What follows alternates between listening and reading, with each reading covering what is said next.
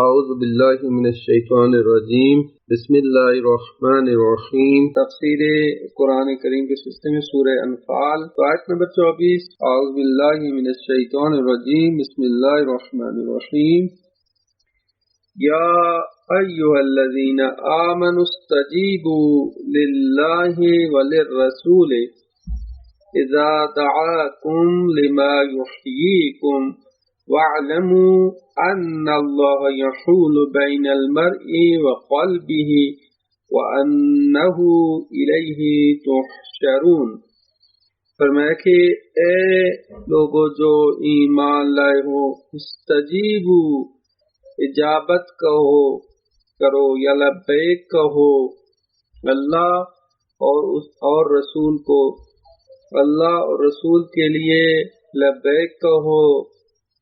ان کی دعوت پر لبیک کو یہ جواب دو۔ اذا دعاکم جب وہ تمہیں دعوت دیں، جب وہ تمہیں پکاریں، کس لیے لبیک کہو، کس لیے جواب دو؟ لما یحییکم تاکہ وہ تمہیں زندہ کریں، تمہیں حیات بخشیں۔ وَاعْلَمُوا اور جان لو ان اللہ یحول بین المرء وقلبہ، یہ کہ اللہ حائل ہو جاتا ہے اور اللہ حائل ہے بین المرء وقلبہ، انسان اور اس کے دل کے درمیان، وانہ الیہ تحشرون اور یہ کہ اسی کی طرف تم سب پلٹائے جاؤ گے یا جمع کیے جاؤ گے۔ گزشتہ آیات میں منافقین کے حوالے سے بیان ہوا کہ یہ منافقین جو ہے اگر اللہ تعالیٰ چاہتا تو ان کی ہدایت کر لیتا اور اس کو اس قابل بنا دیتا کہ یہ سنتے، لیکن یہ ایک کان سے سنتے دوسرے کان سے نکال دیتے ہیں، یعنی یہ اس قابل ہی نہیں ہے کہ ان کی ہدایت ہو، اور جو اللہ تعالیٰ کا چاہتا تو ان کو اس قابل بناتا کہ یہ سنتے اور اس پر عمل کرتے، لیکن یہ اس قابل نہیں ہے، کہ آپ کو انہوں نے گرا دیا اور اس وجہ سے یہ قابل ہدایت نہیں ہے۔ اب اللہ تعالیٰ مومنین سے مخاطب ہوتا ہے کہ اے مومنین، جب اللہ اور اس کے رسول تمہیں دعوت دے، بلائیں، تو تم لبیک کہو، لپک کر جاؤ، فوراً جواب دو اور ان کی بات کو سنو اور عمل کرو۔ کیوں؟ اس لیے کہ اس میں تمہارا فائدہ ہے۔ لما یحییکم کیونکہ ان کی اللہ اور رسول کی دعوت پہ لبیک کہنا اور ان کو جواب دینا، اس میں تمہارے لیے حیات ہے، تمہارے لیے زندگی اسی میں ہی پوشیدہ ہے۔ اور یہ بھی جان لو کہ اللہ انسان اور خلق کے درمیان حائل ہو جاتا ہے اور اسی کی طرف تم جمع کیے جاؤ گے۔ یہاں ایک نقطہ یہ کہ اللہ تعالی جو فرما رہا ہے کہ اللہ اور رسول کی دعوت پر لبیک کہو، استجابت کرو، اور اس میں تمہارے لیے اس لیے تاکہ تمہیں وہ زندہ کرے، حیات دے۔ تو کیا ابھی ہم حیات میں نہیں ہیں؟ کیا ہم ابھی زندہ نہیں ہیں کہ اللہ اور رسول کی دعوت کو لبیک کہیں تو پھر ہمیں وہ زندہ کریں گے؟ تو در حقیقت حیات جو ہے وہ فقط یہ ظاہری اور مادی حیات نہیں ہے، یعنی یہ جو دنیا کی جو ظاہری زندگی ہے، جو ہم سانس لے رہے ہیں، چل پھر رہے ہیں، کھا پی رہے ہیں،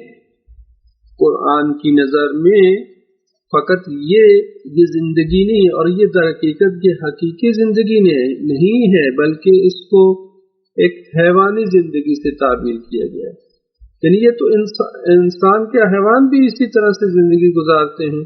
اٹھنا بیٹھنا چلنا پھرنا کھانا پینا، یہ انسان اور حیوان میں اس میں کوئی فرق نہیں ہے، ڈفرینس نہیں ہے، اس کو حیوانی زندگی کہتے ہیں۔ انسانی زندگی در حقیقت معنوی زندگی ہے، یعنی اقدار کی حیات، اخروی حیات، روح کی حیات، یعنی انسان کی روح زندہ ہو، انسان کے اندر معنویت پیدا ہو، انسان کی آخرت آباد ہو، یہ جو حیات ہے یہ اسی وقت ملے گی کہ جب انسان اللہ اور رسول کی دعوت پر لبیک کہے گا اور ان کی باتوں کو فالو کرے گا، یہ اسی وقت زندگی۔ ورنہ یہ ظاہری زندگی تو بہت سارے لوگ آتے ہیں گزار کے چلے جاتے ہیں، یہ حیوانی زندگی ہے۔ تو لہذا اگر ہم چاہتے ہیں کہ ہمیں حقیقی زندگی نصیب ہو، ہماری روح زندہ ہو، ہمیں اخروی حیات نصیب ہو، ہمیں سعادت ابدی نصیب ہو، تو اس کے لیے ضروری ہے کہ استجیبوا للہ وللرسول، اللہ اور رسول کی جواب دو، ان کی دعوت پر لبیک کہو، ان کو کی باتوں کو سنو اور عمل کرو، سنو اور عمل کرو اور ان کی اطاعت کرو۔ اس کے بغیر جو وہ چارہ نہیں، اس کے بغیر تمہیں زندگی نہیں ملی۔ تو لہٰذا حیات فرمایا ہے کہ یہ تمہیں حیات دی گئی، اس کا مطلب ہے حیات اللہ کے نزدیک واقع، کیونکہ قرآن کی نظر میں بہت سے ایسے لوگ ہیں جو چلتے پھرتے ہیں، کھاتے پیتے ہیں، لیکن وہ زندہ نہیں ہے، یا وہ ان کے اندر وہ حیات نہیں ہے، یا وہ فقط حیوان ہیں، ان کو حیوانوں سے تعبیر کیا گیا ہے، قرآن نے ان کو حیوانوں سے تعبیر کیا ہے کہ لہم قلوب لا یسمعون بہا، لہم آذان لا یسمعون بہا، لہم قلوب لا یفقہون بہا، لہم اعین، ان کی کان ہے سنتے نہیں، ان کے دل ہیں ان سے سمجھتے نہیں، ان کی آنکھیں ہیں ان سے دیکھتے نہیں۔ تو فرمایا کہ ہم یہ وہ لوگ ہیں کہ ہم کالانعام، جو چوپاؤں کی طرح ہیں، بل ہم اضل، بل ان سے چوپاؤں سے بھی پست ہیں۔ کیوں؟ ان لوگوں کے اندر وہ حیات معنوی اور روح کی حیات موجود نہیں ہے، یہ ظاہری زندگی ہے جو کہ حیوانوں، قرآن نے ان کو حیوانوں سے تعبیر کیا کہ یہ حیوانی زندگی ہے۔ تو لہٰذا اگر چاہتے ہو کہ واقعی معنوی میں انسان بنو، اگر چاہتے ہو تمہاری روح زندہ ہو، اگر چاہتے ہو تمہارے اندر معنویت پیدا ہو، تو اللہ رسول کی استجابت کرو۔ اور جو ہے وہ فرمایا کہ اللہ جو ہے وہ انسان اور اس کے قلب کے درمیان حائل ہو جاتا ہے، یعنی انسان سے زیادہ اللہ تعالی انسان کے اوپر مسلط ہے اور اس کے اوپر احاطہ رکھتا ہے، یعنی حتیٰ اس کے ارادے اور اس کے دل میں کیا چل رہا ہے اللہ تعالیٰ کے علم میں ہے، اور اس کے اوپر دسترس رکھتا ہے اور اس کو موڑنے کی صلاحیت رکھتا ہے۔ یعنی اگر ہم اپنے آپ کو اللہ کے سپرد کر دیں اور رسول کے سپرد کر دیں اور اس کی پناہ میں دے دیں، تو ممکن ہے ہمارا قلب یا ہماری تمایلات کسی اور طرف بھی جا رہی ہوں، تب بھی اللہ تعالی ہماری صلاح اور ہماری مصلحت کے مطابق اس کو موڑ کے اپنی طرف کر لے گا۔ یعنی یہ جو تعبیر فرمائی ہے کہ ان اللہ یحول بین المرء وقلبہ، یعنی اللہ تعالی تمہارے ارادوں، تمہارے دل اور میں جو کچھ چل رہا ہے تمہارے ارادوں سے زیادہ تم جتنے اپنے ارادوں پر مسلط نہیں جتنا خدا اس پر مسلط ہے۔ یعنی خدا تمہارے ارادوں کو بھی موڑ سکتا ہے، تمہارے دل اور دماغ میں کیا چل رہا ہے اللہ تعالیٰ اس سے آگاہ ہے اور اس کے اوپر احاطہ کامل رکھتا ہے، اور جب چاہے تمہارے ارادوں کو بھی موڑ سکتا ہے، تمہارے میلانات کو بھی تبدیل کر سکتا ہے، تمہارے دل جس طرف جانا چاہ رہا ہے اس کو موڑ سکتا ہے، کیونکہ اللہ کے اوپر توکل کرنے کی ضرورت ہے، اللہ پر بھروسہ کرنے کی ضرورت ہے۔ اور یہ در حقیقت ایک طرح کی جو مومن کے لیے دعوت دی جا رہی ہے، حیات آفرین کی طرف دعوت دی جا رہی ہے، اور دوسرا یہ کہ اپنے آپ کو اللہ کے اور رسول کے سپرد کرنا کہ وہ تمہارے اوپر تم سے زیادہ جو وہ ولایت اور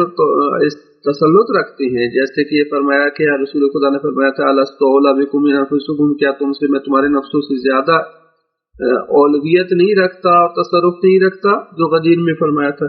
یعنی یہ جو ولایت ہے اللہ اور رسول اور ائمہ معصومین کی جو ولایت ہے، ولایت کا مطلب یہ ہے کہ ہم سے زیادہ ہم پہ تصرف. تو یہاں یہی کہ تم خود تمہارے ارادوں یعنی تمہارے قلب سے زیادہ اللہ کی مالکیت اور حاکمیت نافذ ہے. لہذا جو ہے وہ تم اپنے اگر تم نے اس اللہ تعالیٰ اللہ اور رسول کی دعوت پر لبیک کہی اور دل سے لبیک نہ کہی تو اللہ خود تمہارے دل اور تمہاری نیتوں اور ارادوں کو دیکھ رہا ہے اور اس مقام کی طرف پھیر دیتا ہے جس کے تم اہل ہو. اور اگر تم دعوت پر لبیک کہو گے تو اللہ تعالیٰ جو ممکن ہے تمہارا دل اس طرف نہ بھی جائے تب بھی تم اللہ تعالیٰ پھیر کر تمہارا دل اس طرف لے جائے گا. یعنی یہ کہ اللہ اور رسول کے اپنے آپ کو سپورٹ کر دو، پھر جو ہے وہ تمہارا مالک ہے اور وہ تمہیں اس سمت میں لے جائے گا، چاہے تمہارا میلان اس طرف نہ بھی جا رہا ہو اور تمہیں مشکل بھی ہو رہی ہو، تب بھی اللہ اور اس کے رسول تمہیں حیات آفرین مراحل کی طرف لے کے چلے جائیں گے. وَإِلَيْهِ تُحْشَرُونَ، اور یہ بھی دیکھ لو اور جان لو کہ تم اسی کی طرف جمع کیے جاؤ گے. لہذا جب اللہ کی طرف ہی جانا ہے تو ابھی سے دنیا میں ہی اگر اللہ رسول کی آواز پہ لبیک کہو اور دعوت دو تو پھر جب اس کے حضور میں جمع ہوگے تو تمہیں مشکل نہیں ہوگی. یعنی اپنی ارادے اور اپنے اختیار سے جب اس کی طرف جاؤ گے تو پریشانی نہیں ہوگی. لیکن تم اگر اس کی بارگاہ سے فراری ہوگے، فرار کرو گے اور پھر تمہیں پکڑ کے اس کی آواز پہ لبیک نہیں کہو گے، دعوت کو قبول نہیں کرو گے اور فرار کرو گے تو بہت پکڑ کے تو لانا ہے تمہیں، فرشتوں نے پکڑ کے لانا ہے. اس وقت پھر غل و زنجیر ہوں گے، اس وقت تم قیدی ہوگے. لیکن اگر اپنے ارادے اور اختیار سے ہوگے تو تم آزاد انسان ہوگے، تم سعادت تمہیں ملے گی اور تم آخرت میں اللہ تعالیٰ کے حق مقام ملے گا تمہیں. تو لہذا یہ آیت جو ہمیں دعوت دے رہی ہے دنیا اور آخرت کی سعادت کی طرف جانے کے لیے. اور یہ فرما دیا آیت نمبر 25 میں وَاتَّقُوا فِتْنَةً، اور بچو فتنہ سے، اس فتنہ سے بچو کہ لا تُصِيبَنَّ الَّذِينَ ظَلَمُوا مِنْكُمْ خَاصَّةً، کہ یہ فتنہ فقط تم میں سے جو ظالم ہیں انہی کو نہیں پہنچے گا، فقط ان تک نہیں پہنچے گا بلکہ دوسروں تک بھی پہنچے گا. وَاعْلَمُوا، اور یہ جان لو ان اللہ شدید العقاب، یہ کہ اللہ سخت عذاب دینے والا ہے. یہاں پہ بھی مسلمانوں کو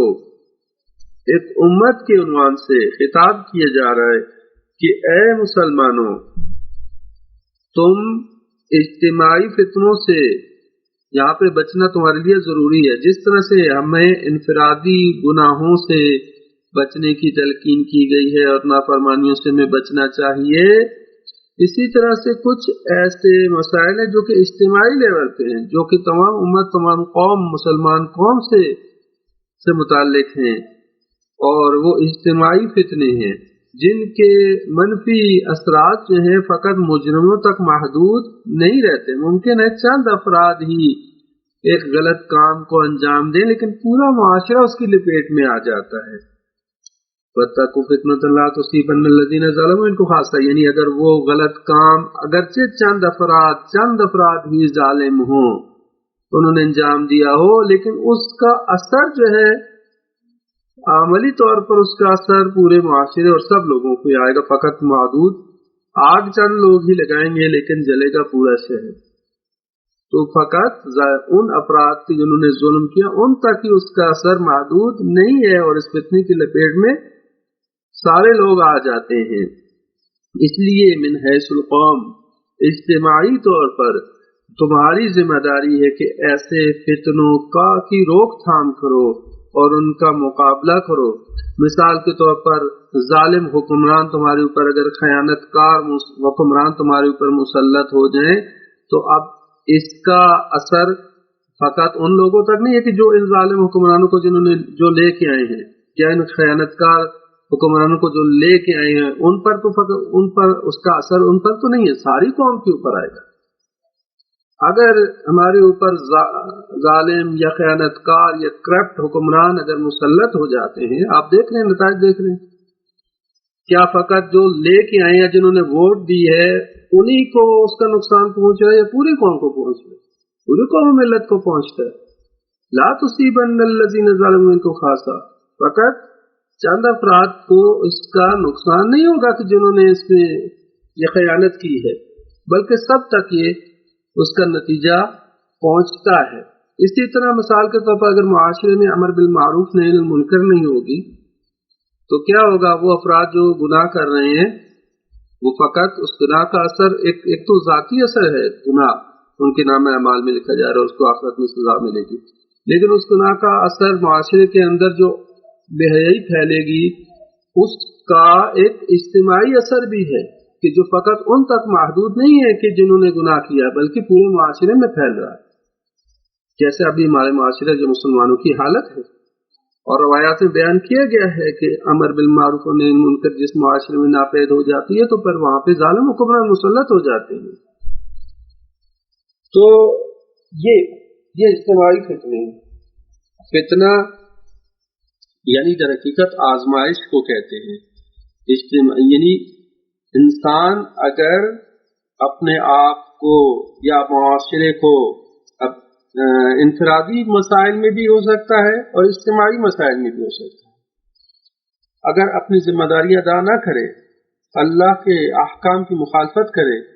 اور اجتماعی حوالے سے مسلمان اگر بہت ساری امور ہیں جن کو انجام نہ دیں، قرآن کے احکام کو پس پش ڈال دیں، رسول اور خدا کے احکام کو پس پش ڈال دیں اور ایک من حیث المسلمان اپنی ذمہ داری انجام نہ دیں تو پھر فتنے رونما ہوں گے۔ پھر ان فتنوں کے میں فقط مسلمان یا فقط جو ہے وہ ایک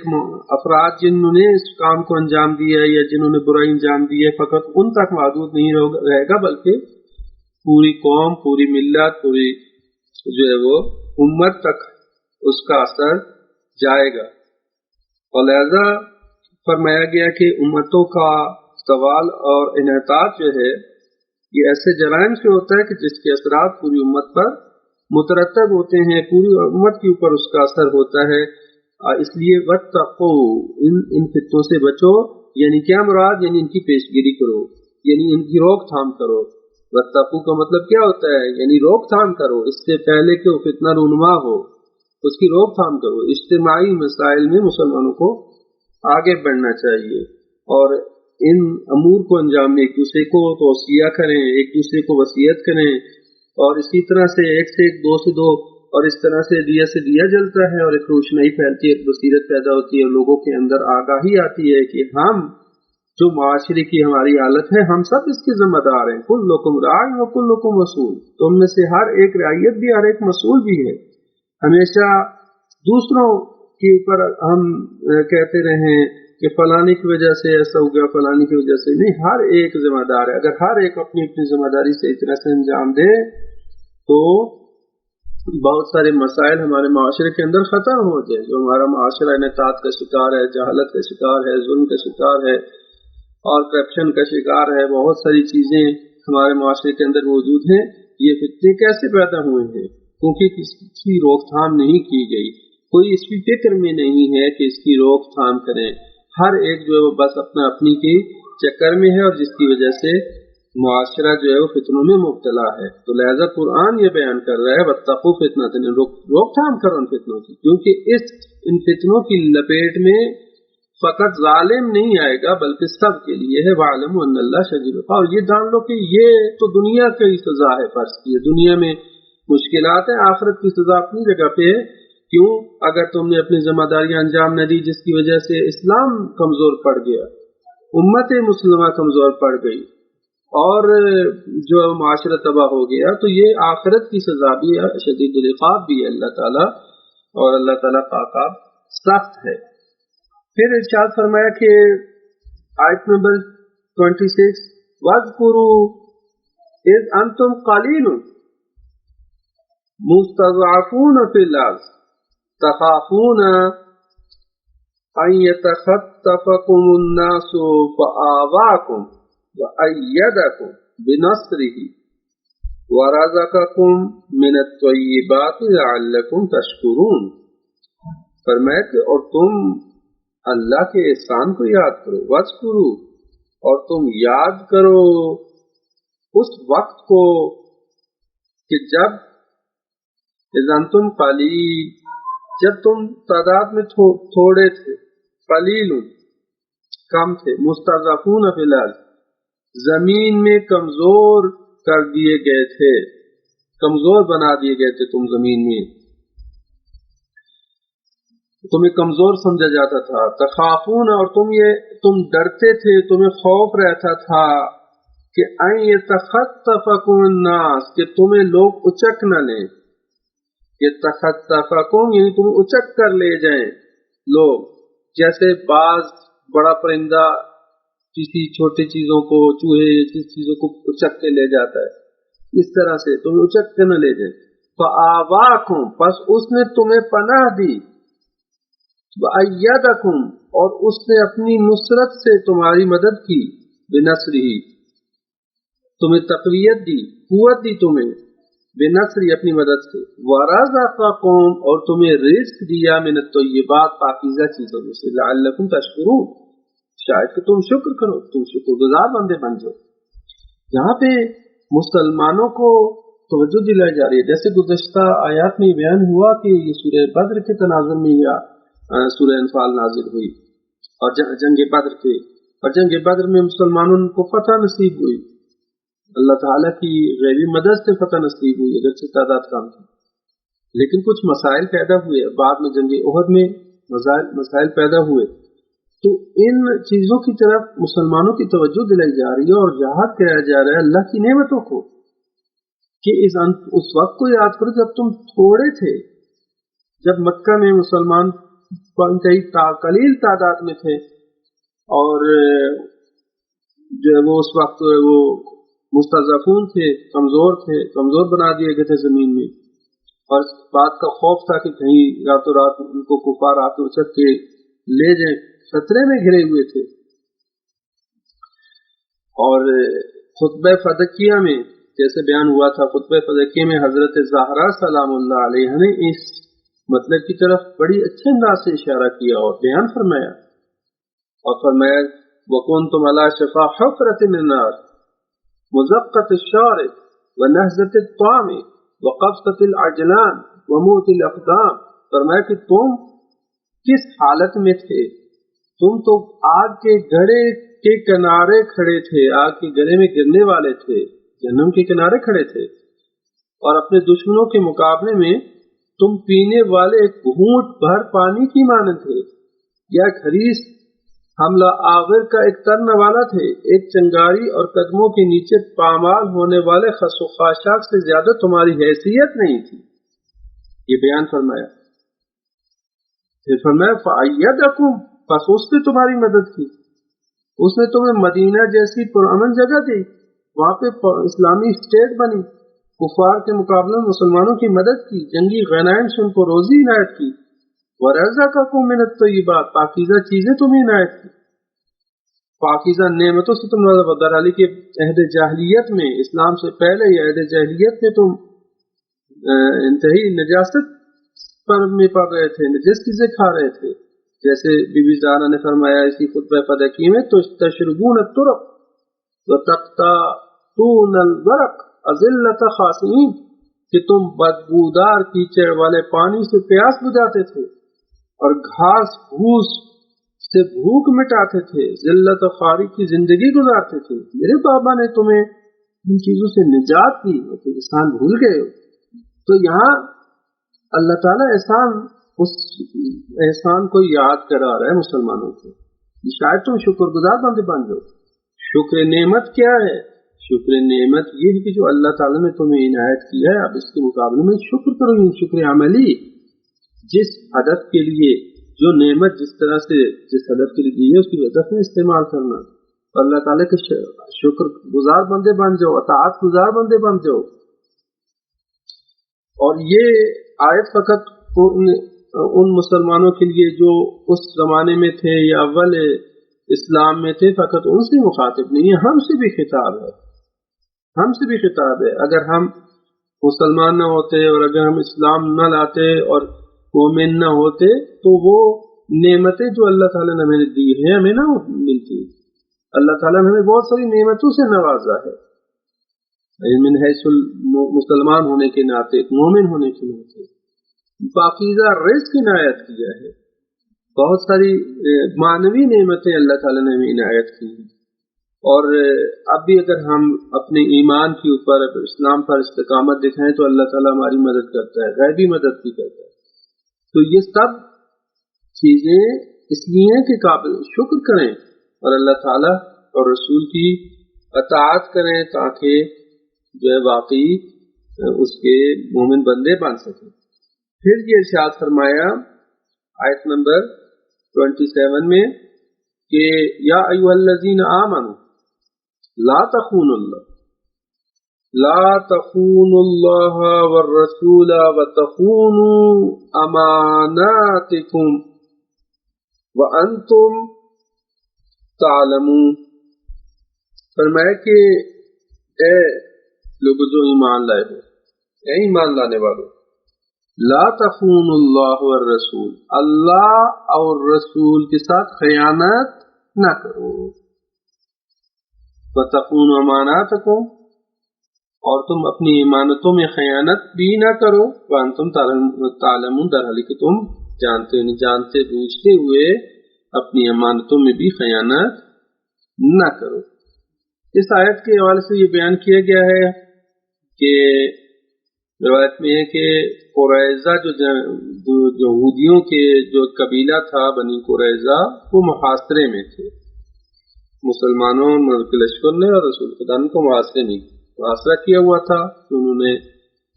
مسلمان سر جو معاہدہ تھا اس کو توڑا تھا اور اس کے نتیجے میں ان کو محاصرہ کیا ہوا تھا. تو ایسے میں ایک صحابی، ایک انصاری رسول خدا کے، جن کا نام ابو لبابہ بتایا جاتا ہے، ان کو ایلچی کے طور پر وہاں پہ بھیجا گیا مذاکرات وغیرہ کے لیے ان کے ساتھ. تو انہوں نے جو ہے وہ یہودیوں کو رسول اللہ کے اقرار سے آگاہ، اشارہ کر کے اقرار سے آگاہ کیا، یعنی اشارہ کیا ان کے گلے کی طرف کہ تمہیں مار دیا جائے گا، تمہارے ساتھ جنگ ہوگی، تمہیں مار دیا جائے گا. یعنی اس طرح کا اشارہ کیا اور اقرار سے آگاہ کر دیا انہیں، جس پر یہ آیت نازل ہوئی. اور اس البتہ وہ بعد میں بہت پشیمان بھی ہوئے ابو لبابہ، اور اس خیانت پر انہوں نے اپنے آپ کو مسجد نبی کے ستون سے باندھ لیا.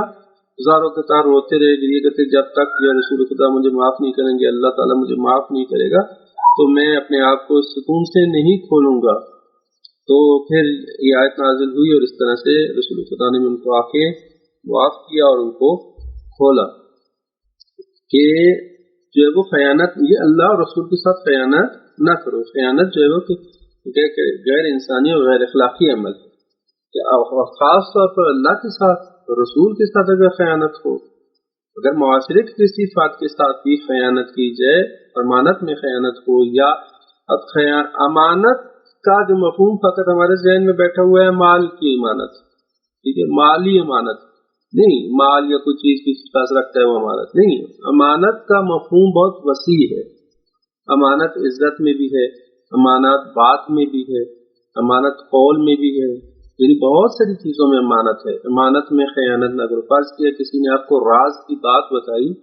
تو امانت کا تقاضا یہ ہے کہ آپ اس کی راز کو فاش نہ کریں. اگر آپ نے اس کی راز کو فاش کیا تو یعنی کیا ہوگا؟ یہ آپ نے امانت میں خیانت کی ہے. ہمیشہ مالی امانت نہیں ہوتی، امانت بہت ساری امور میں ہوتی ہے.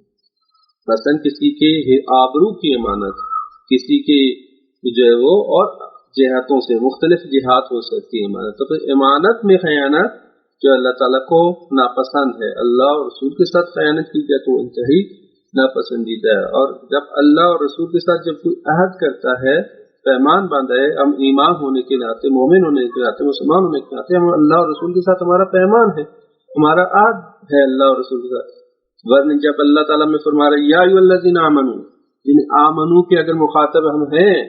اور ہم سمجھتے ہیں کہ اللہ ہم سے مخاطب ہے، اور جب فرما رہا ہے یا ایھا الذین آمنوا، اور اپنے آپ کو با ایمان سمجھتے ہیں، تو پھر اللہ اور رسول کے ساتھ ہمارا عہد ہے،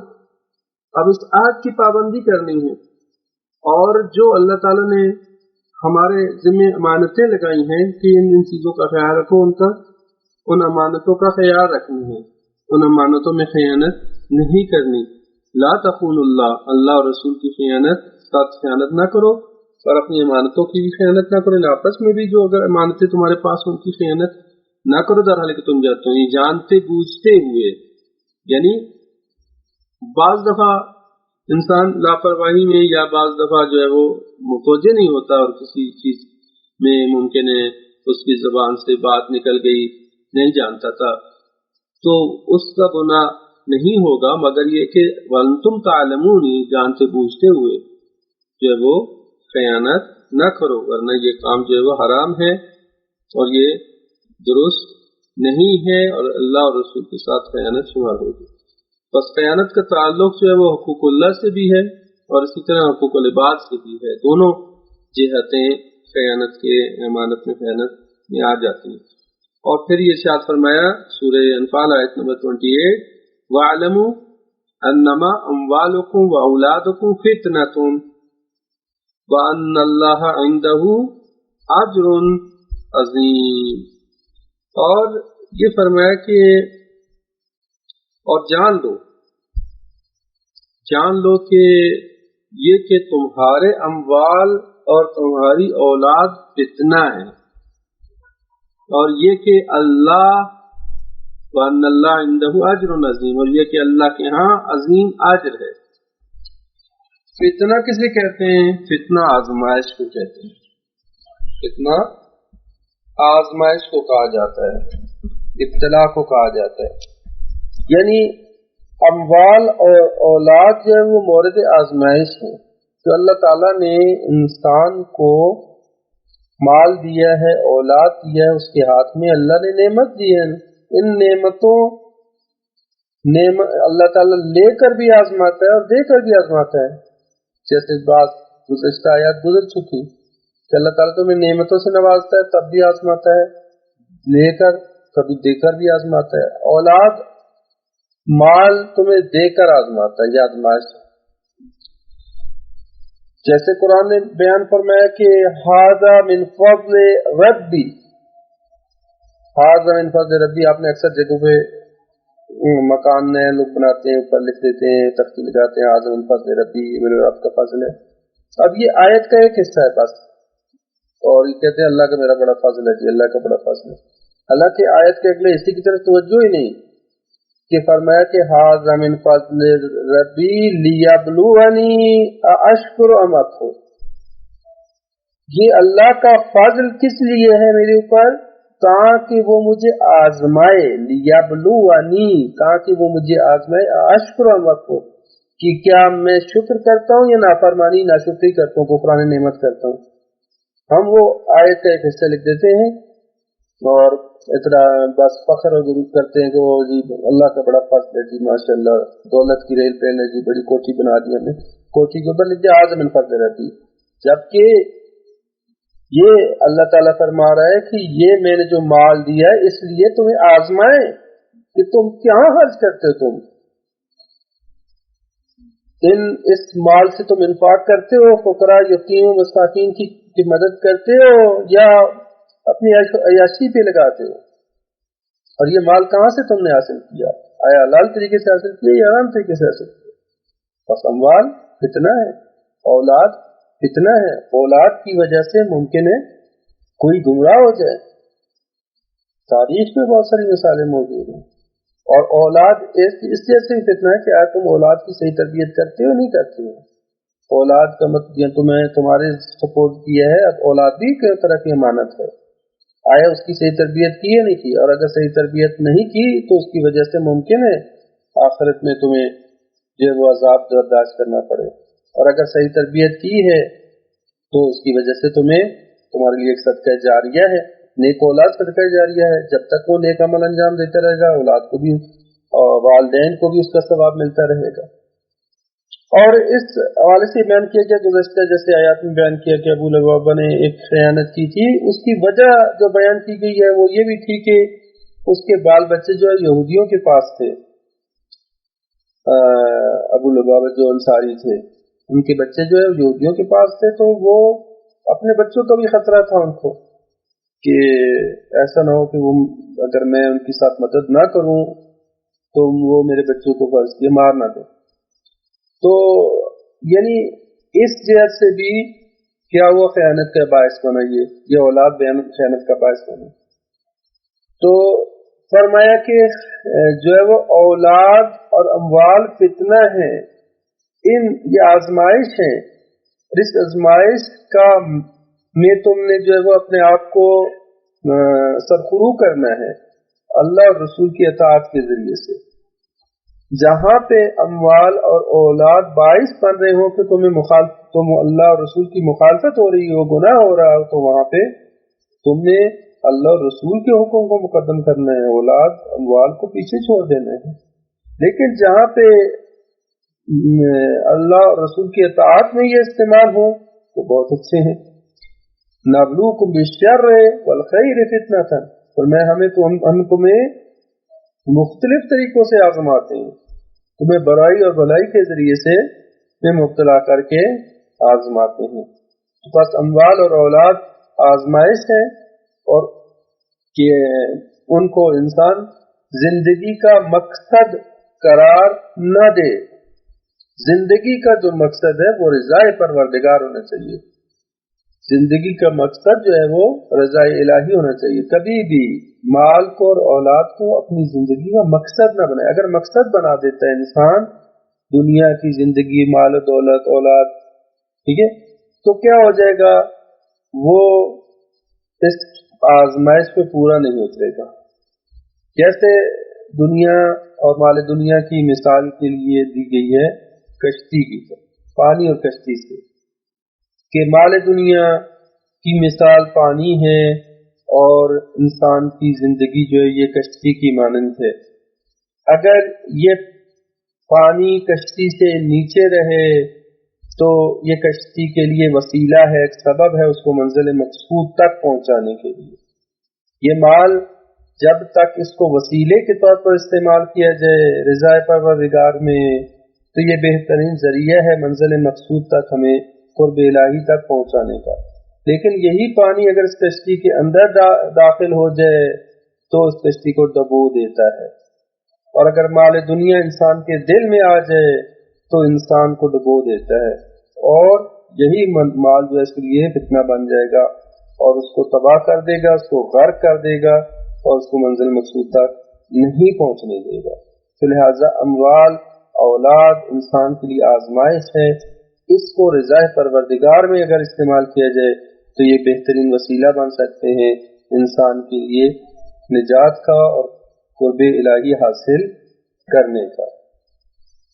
تو آگے اسی لیے فرمایا کہ وَأَنَّ اللَّهَ عِندَهُ أَجْرٌ عَظِيمٌ، اور یہ کہ اللہ کے پاس اجر عظیم ہے. یعنی کبھی بھی اموال اور اولاد کی خاطر اللہ کی رضا کو نہ چھوڑنا، چونکہ اللہ کی رضا میں ہی در حقیقت تمہارے لیے کامیابی ہے، اور اللہ کے پاس جو اجر موجود ہے وہ بہت عظیم ہے. یہ دنیاوی مال اور یہ جو اولاد ہے یہ یہی رہ جائے گی، اور اللہ تعالیٰ کی رضا جو باقی رہے گی، اور اس کے ہاں جو اجر موجود ہے وہ بہت عظیم ہے. پھر آیت نمبر 29 میں ارشاد فرمایا یا ایھا الذین آمنوا ان تتقوا اللہ یجعل لکم فرقانا ویکفر عنکم سیئاتکم ویغفر لکم واللہ ذو الفضل العظیم. اے لوگو جو ایمان لائے ہو. پھر یا ایھا الذین آمنوا سے خطاب فرمایا اہل ایمان کو، اور فرمایا کہ اے ایمان والو ان تتقوا اللہ، اگر تم اللہ کا تقوی اختیار کرو، اللہ سے ڈرو، یجعل لکم فرقانا، تو وہ تمہیں ایک فرقان عنایت کرے گا، تمہیں حق و باطل میں تمیز کرنے کی بصیرت عنایت کرے گا. تمہارے اندر ایک ایسی قوت عنایت کرے گا کہ تم حق اور باطل میں جدائی، تمہیں بصیرت عنایت کرے گا کہ تم حق اور باطل میں آسانی سے تمیز کر سکو گے۔ وَيُكَفِّرْ عَنْكُمْ سَيِّئَاتِكُمْ، اور تم سے تمہارے گناہوں کو مٹا دے گا۔ وَيَغْفِرْ لَكُمْ، اور وہ تمہیں بخش دے گا۔ وَاللَّهُ ذُو الْفَضْلِ الْعَظِيمِ، اللہ بڑے فضل والا ہے۔ یہاں پہ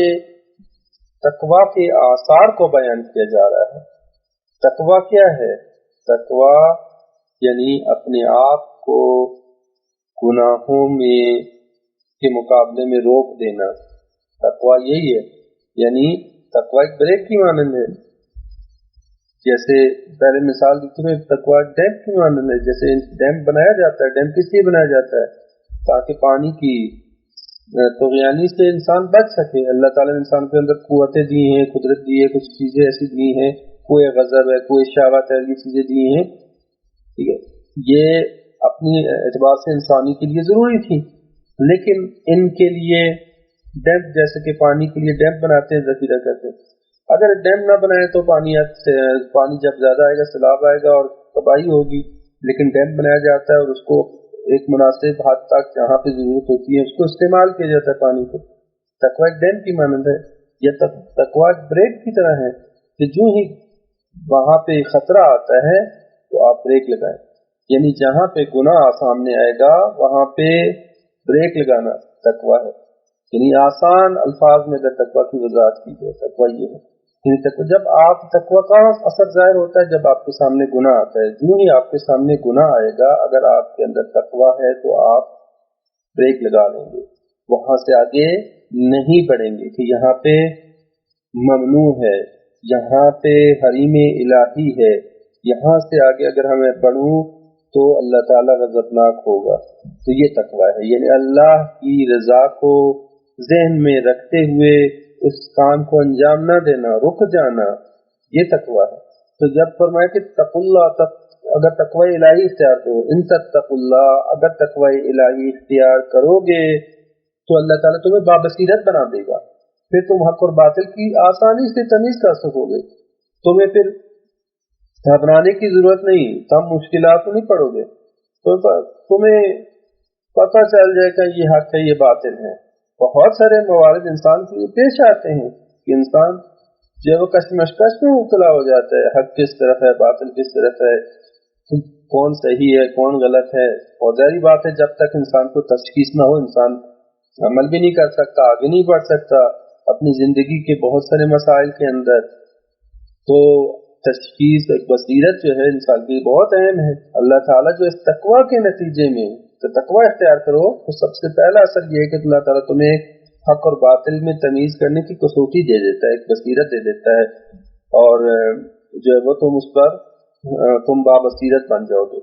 دوسرا اثر یہ ہوتا ہے کہ تمہارے گناہوں کو یکفر عنکم سیئاتکم، تمہارے گناہوں کو اللہ تعالیٰ محو کر دیتا ہے، مٹا دیتا ہے۔ یعنی اگر گزشتہ گناہ تم سے سرزد ہوئے ہیں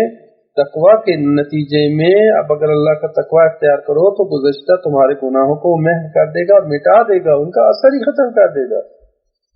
یکفر عنکم سیئاتکم، یعنی بالکل ختم کر دے گا، جو ہے وہ تم سے تمہارے گناہوں کو مٹا دے گا۔ اور پھر یہ فرمایا کہ وہ یغفر لکم، اور صرف گناہوں کو مٹائے گا نہیں بلکہ تمہیں بخش بھی دے گا، کیونکہ اللہ تعالیٰ بڑے عظیم فضل والا ہے۔ اللہ تعالیٰ ہمارے حق سے، فضل کیا ہے؟ یعنی حق سے بڑھ کر عنایت کرنا۔ ہمارا حق نہیں ہے لیکن ہمارے حق سے بڑھ کر ہمیں عنایت کرتا ہے۔ ہمارا حق تو یہ تھا کہ ہم گناہگار بندے ہیں، ہمیں تو عذاب ملنا چاہیے تھا، لیکن اللہ تعالیٰ ہم گناہگار بندوں کو اگر ہم تقویٰ اختیار کریں تو ہمارے حق سے بڑھ کر عنایت کرتا ہے۔ وہ فضل والا ہے، عظیم فضل والا ہے، کہ جیسے ہم دعا میں بھی پڑھتے ہیں، دعا قنوت میں پڑھتے ہیں کہ پروردگار ہم سے اپنے عدل والا معاملہ نہ کرنا، ربنا عاملنا بفضلک یا کریم، ہم سے اپنے فضل والا معاملہ کرنا، کیونکہ اگر خدا اپنے عدل کے ساتھ ہمارے ساتھ معاملہ کرے تو یقیناً ہم اس قابل نہیں ہیں۔ عدل تو یہ ایک بالکل صحیح 100% جو ہم نے کیا ہے اس کو سزا یا جزا دینی ہے، تو یقیناً جو ہے وہ ہم اس معاملے میں خسارے میں ہیں، لیکن اگر اپنے فضل کا معاملہ کریں تو اس وقت ہم کامیاب ہو سکتے ہیں۔ ربنا عاملنا بفضلک یا کریم ولا تعاملنا بعدلک یا کریم انک ذو الفضل العظیم، بے شک تو عظیم فضل والا ہے۔ تو فرمایا کہ اللہ ذو الفضل العظیم، اللہ تعالیٰ عظیم فضل والا ہے۔ تو انسان جو ہے وہ اگر تقوی اختیار کرے، جیسے کہ مولا علی علیہ السلام فرماتے ہیں بَإِنَّ تَقْوَى اللَّهِ مفتاح سجاد، بے شک تقوی الہی ہدایت کی کلید ہے اور آخرت کا ذخیرہ ہے، اور خواہشوں کی ہر غلامی سے آزادی اور ہر تباہی سے رہائی کا باعث ہے، اور اس کے ذریعے طلبگار منزل مقصود تک پہنچتا ہے اور سختیوں سے بھاگنے والا نجات پاتا ہے اور مطلوبہ چیزوں تک پہنچتا ہے۔ یہ تقوی الہی انسان کو جو ہے وہ کامیابی کا سبب بنتا ہے انسان کی۔ لہٰذا فرمایا کہ تقوی الہی اختیار کرو، اگر اللہ کا تقوی اختیار کرو تو تمہیں اس کا یہ فائدہ ملے گا، اور اس کے ثمرات کو بیان کیا گیا ہے۔ پھر آیت نمبر 30 میں، سورہ مبارکہ انفال کی آیت نمبر 30 میں ارشاد فرمایا وَإِذْ يَمْكُرُ بِكَ الَّذِينَ كَفَرُوا لِيُثْبِتُوكَ أَوْ يَقْتُلُوكَ أَوْ يُخْرِجُوكَ وَيَمْكُرُونَ وَيَمْكُرُ اللَّهُ وَاللَّهُ خَيْرُ الْمَاكِرِينَ۔ اور فرمایا کہ اس وقت کو بھی یاد کریں، اذ یعنی جب، یمکرو بکا جب مکر کر رہے تھے، چالیں چل رہے تھے، تدبیریں کر رہے تھے آپ کے بارے میں وہ لوگ جو کہ کافر ہیں، یعنی کفار و مشرکین آپ کے بارے میں چال چل رہے تھے۔ کیا چالیں چل رہے تھے، کیا تدبیر سوچ رہے تھے؟ لیثبتوکا کہ یا تو آپ کو قید کر لیں، او یقتلوکا یا آپ کو قتل کر دیں، او یخرجوکا یا آپ کو نکال دیں، ملک بدر کر دیں۔ اور فرمائے وَيَمْكُرُونَ اور وہ چالیں چل رہے تھے، تدبیریں کر رہے تھے، وَيَمْكُرُ اللَّهُ لیکن اللہ تعالیٰ بھی تدبیر سوچ رہا، اللہ تعالیٰ کی بھی تدبیر چل رہا تھا، چال چل رہا تھا۔ وہ اپنی چال چل رہے تھے، اللہ اپنی چال چل رہا تھا۔ وَاللَّهُ خَيْرُ الْمَاكِرِينَ اور اللہ تعالیٰ بہترین تدبیر کرنے والا ہے۔ اللہ کی چال جو ہے وہ سب پر حاوی ہے۔ تو یہ اشارہ اس بات کی طرف کہ جب مدینہ سے رسول خدا نے ہجرت کی، ہجرت سے پہلے یعنی جب سب جو ہے وہ مکہ کے سردار کفار مشرکین جمع ہوئے، وہاں پہ ان کی ایک جگہ تھی دار الندوہ کے نام سے، وہاں پہ جمع ہوئے اور انہوں نے کہا کہ اب تو مشکل ہو گیا رسول کو محمد صلی اللہ علیہ وسلم کو روکنا، کسی طرح سے بھی یہ باز نہیں آ رہے، ٹھیک ہے۔ تو انہوں نے مختلف تدبیریں سوچی اور سر جوڑ کے بیٹھے یہ سردار بڑے بڑے ان کے ابو سفیان، ابو جہل اور سلام جتنے بڑے بڑے سردار تھے،